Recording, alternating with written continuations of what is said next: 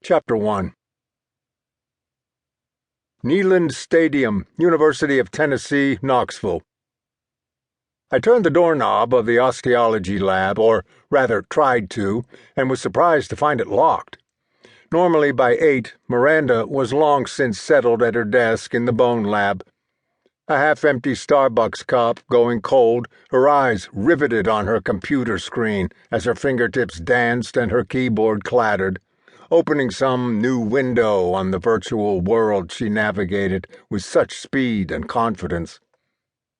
As I unlocked the steel door and opened it, I scanned the lab's interior.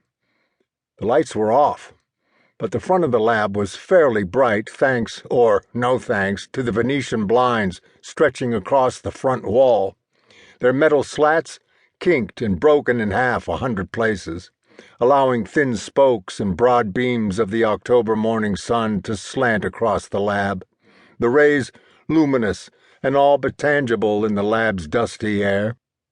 I still half expected to see Miranda, if not at the desk, then possibly deep in concentration at one of the work tables, studying some fractured fibula or shattered skull.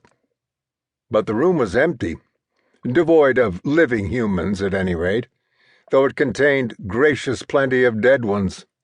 Thousands of Arikara Indian skeletons that my students and I had exhumed during a series of summer expeditions to the Great Plains, excavating one step ahead of rising reservoir waters. The Arikara were neatly packed in sturdy corrugated boxes, shelved like thousands of library books with spines of bone. The remains should have been returned to the Arikara tribe for reburial on dry tribal lands, and indeed would have been, as required by the Native American Graves Protection and Repatriation Act of 1990, except for a single insurmountable obstacle. There no longer were Arikara tribal lands.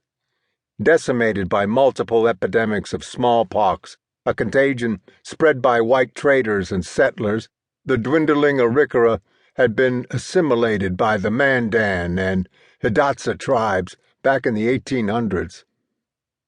And so it was through an odd confluence of river hydrology, civil engineering, field archaeology, and viroepidemiology that the primary legacy of the Arikara Indians, Native Americans who had helped Lewis and Clark on the first stage of their epic expedition to the Pacific Northwest, resided beneath the south end zone of Neyland Stadium, the University of Tennessee's shrine to college football.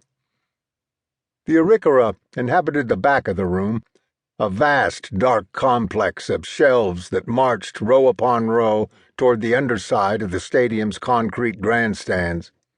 I generally gave them no thought, but occasionally, at moments such as this, when the university was still half asleep, the bone lab still deserted and quiet, I could almost believe I heard the whispering spirits of the vast tribe of Arikara dead.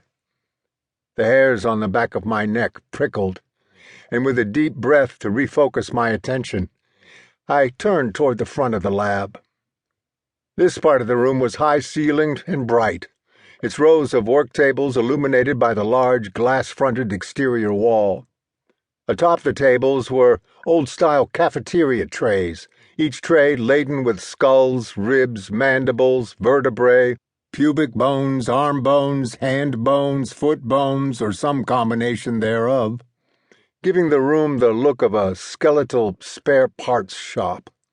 "Hey, I need me a left tibia," I imagined a one-legged customer hopping in and saying, "Y'all got any of them?" "Loads," my salesman self would answer. "What make and model you aiming for?"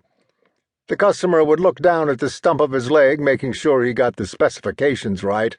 1963 male, about 6'1".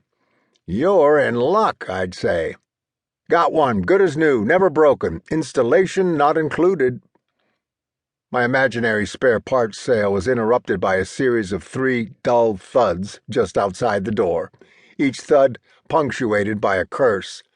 "Damn it! Damn it! Damn it!" I turned and opened the door just in time to see a 2-foot stack of books teetering wildly in the overloaded left arm of my assistant.